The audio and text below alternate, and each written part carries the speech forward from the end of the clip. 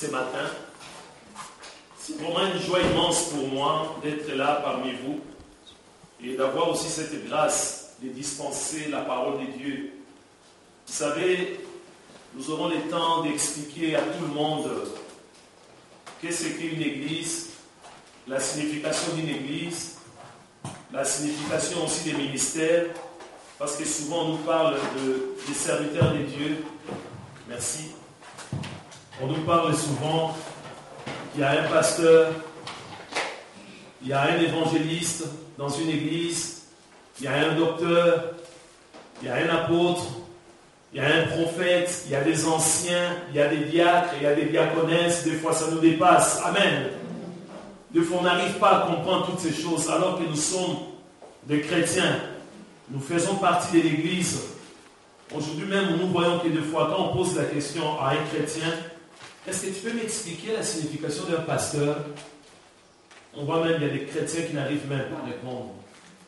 Qu'est-ce qu'une église? Il y a des chrétiens qui grattent la tête pour dire « Ah, je vais demander à mon pasteur. » C'est difficile. Nous devons être équipés. Amen. Nous devons être capables. Voilà pourquoi je vous encourage, bien aimés. Vous savez, quand un homme de Dieu prêche, ce n'est pas un discours. Vous êtes d'accord avec moi? Amen. Ce n'est pas un discours. Je ne suis pas un leader politique. Je ne suis pas un homme politique. Non. Moi, je suis un serviteur de Dieu. Je ne cherche pas des voix. Vous êtes d'accord avec moi? Je ne cherche pas des voix. Je ne cherche pas à être réélu. Parce que je suis élu pour toujours. Amen. Amen. Dieu m'a choisi pour toujours. C'est-à-dire, quand moi je prêche, je ne passe pas mon temps, mes bien-aimés, à prêcher pour le plaisir de prêcher. Non. Mais quelque part, je sens aussi les retours.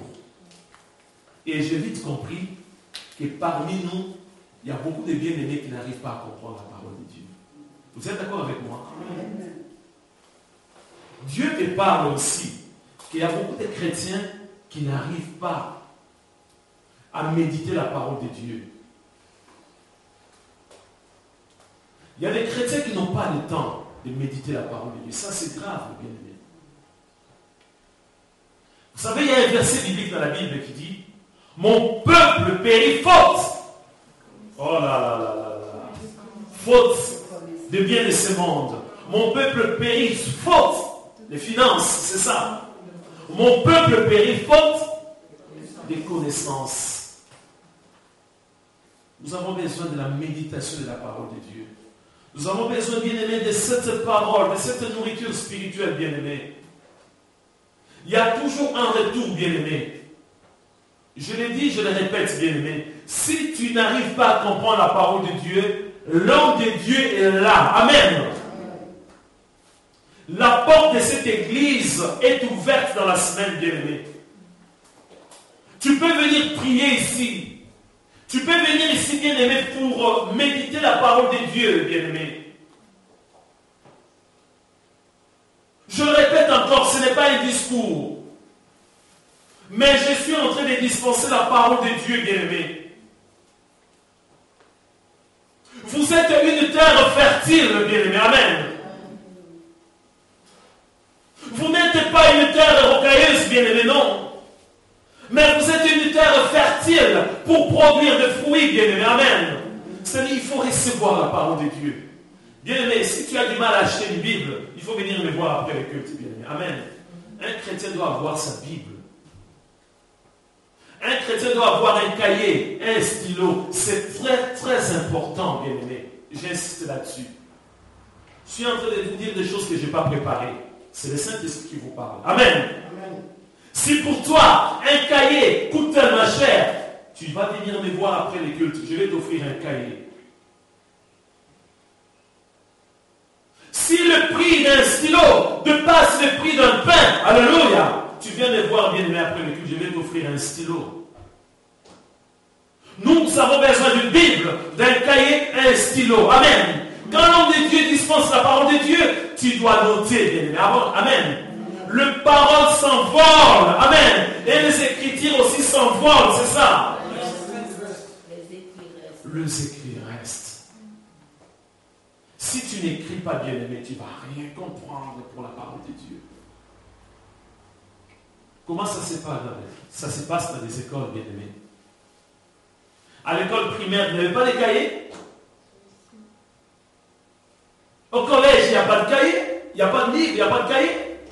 Répondez à ma question. Amen. Au lycée, il n'y a pas de cahier? À l'université, est-ce qu'il n'y a pas de cahier? Il y a, bien aimé, il y a tout. Nous devons nous aussi apprendre, bien aimé, c'est très important. Je pense que vous avez compris parce qu'il y a toujours un retour. Je ne suis pas là pour prêcher seulement, parler. Non. Je parle afin que le Saint-Esprit puisse vous toucher. Amen.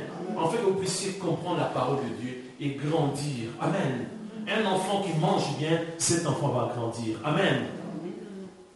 Evan a mangé ce matin. Voilà pourquoi il bouge, il est content. Amen. Si cet enfant n'a pas mangé, il va commencer vraiment à déranger dans la salle. Amen. Vous allez me dire, mais des fois, il dérange même quand il mange. Amen. Ça, c'est son caractère, il bouge beaucoup. Amen.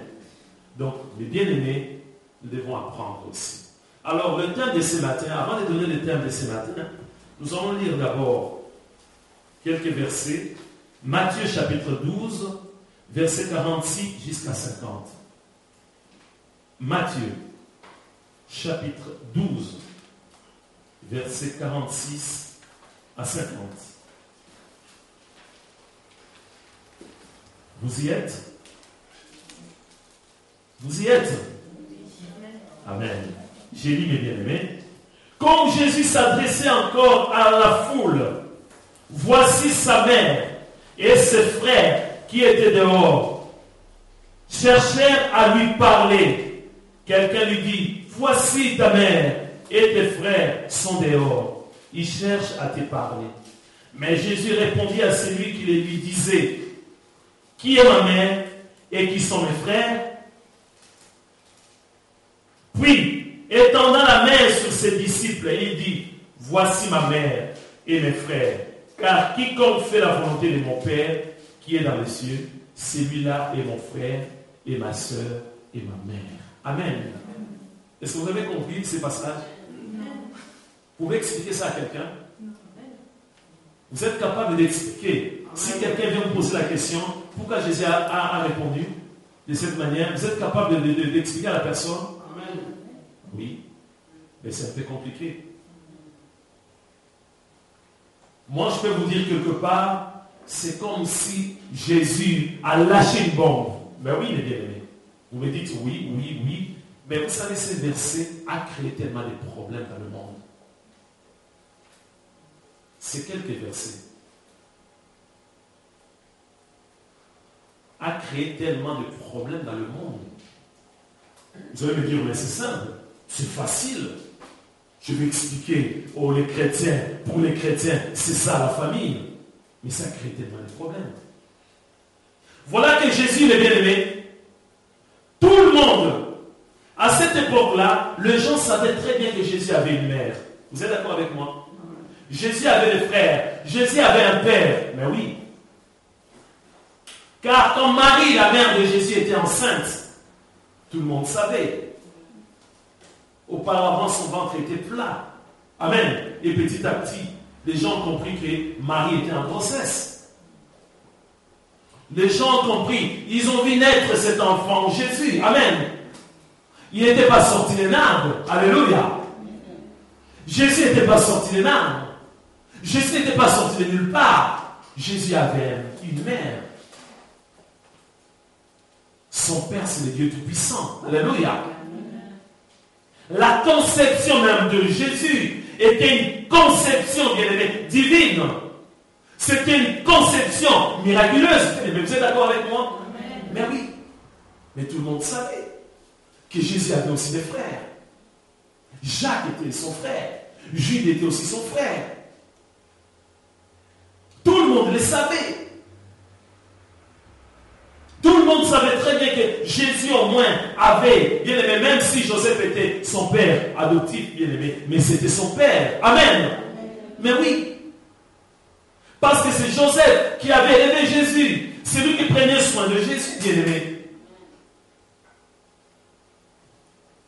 Mais voilà que Jésus, quelque part, c'est comme s'il a lancé, il a lâché une bombe, bien-aimé, qui a bouleversé beaucoup de personnes. Vous avez répondu, oh mais oui, c'est facile. Mais c'est facile, ça crée tellement de problèmes, ces versets. Jérémie encore. Comme Jésus s'adressait encore à la foule. C'est-à-dire Jésus était là à adresser à la foule. Il était là à évangéliser. Amen. Il était là à dispenser la parole. Il parlait. Il était concentré à dispenser la parole de Dieu. Voici sa mère et ses frères qui étaient dehors cherchaient à lui parler. Lui, il était là, il faisait le travail de son père. Il était là à dispenser la parole de Dieu. Il était là à prêcher la bonne nouvelle. Il était là à expliquer tout le monde. Oh, le royaume de Dieu, le royaume de Dieu. Voilà que sa mère et ses frères avaient besoin de lui parler aussi. Quelqu'un lui dit, voici ta mère et tes frères sont dehors. Ils cherchaient à te parler. La personne est venue voir. Jésus, voici ta mère et tes frères. Ils cherchaient à te parler. Ils cherchent à te parler, pardon. Ils sont là, ils cherchent à te parler. La réponse de Jésus. Mais Jésus répondait à celui qui lui disait, qui est ma mère et qui sont mes frères. Jésus s'est retourné. Qui est ma mère? Qui sont mes frères? Je pense que la personne était un peu... Alléluia! La personne était un peu surprise. La personne était surprise, bien aimé. Et la suite. Puis, étendant la main sur ses disciples, il dit, voici ma mère et mes frères. Voilà que tout le monde savait très bien que Jésus n'était pas sorti d'un arbre. Amen! Que Jésus avait une mère. Jésus avait des frères, bien-aimés. Après la naissance de Jésus, il y avait encore d'autres enfants, mes bien-aimés. Comme je vous ai expliqué, il y avait aussi Jude, il y avait aussi Jacques, bien-aimés. Amen. Le jeune était surpris. Bien-aimés, c'est comme s'il y avait deux camps. Vous comprenez?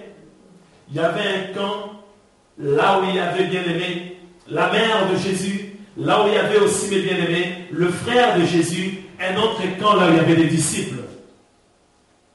Comme je vous ai expliqué, bien-aimés, si nous, les chrétiens, n'arrivons pas à expliquer les gens du monde, il y aura toujours des divisions. Il y aura toujours des problèmes dans le monde. Les gens qui étaient là étaient dépassés. Jésus a étendu sa main pour dire, voici ma mère, voici mes frères. Il a montré ses disciples qui étaient là. Jésus a expliqué, bien-aimé, puis étendant la main sur ses disciples, dit, voici ma mère et mes frères. Car quiconque fait la volonté de mon Père qui est dans les cieux, celui-là est mon frère et ma mère. Pardon. Mais celui-là est mon frère et ma soeur et ma mère. Les gens qui étaient là, ils n'arrivaient pas à comprendre. C'était comme une folie. Comment est-ce que Jésus pouvait donner ces genres de réponses? Jésus, tu as été élevé par ta mère. Tu étais toujours avec tes frères. Pourquoi tu changes aujourd'hui, Jésus, pour dire ce n'est plus ces gens-là, ce n'est plus Marie, ce n'est plus mes frères qui sont là, mais maintenant c'est mes disciples. Ça crée tellement de problèmes aujourd'hui. Voilà pourquoi j'ai été inspiré par le Saint-Esprit. Amen. Pour donner le thème ce matin. Le thème c'est la famille. Amen. La famille, mes bien-aimés. C'est très important, la famille. Toujours la définition. Chaque mot a une signification, a une définition, bien-aimés. La famille, ensemble les personnes qui ont les liens de parenté par le sang ou par alliance. Ce serait mieux de noter. Ce serait mieux de noter, bien-aimé, la famille. Famille qui veut dire ensemble les personnes qui ont les liens de parenté par le sang ou par alliance. Plus loin encore, bien-aimé, groupe d'êtres ou des choses présentant des caractères communs.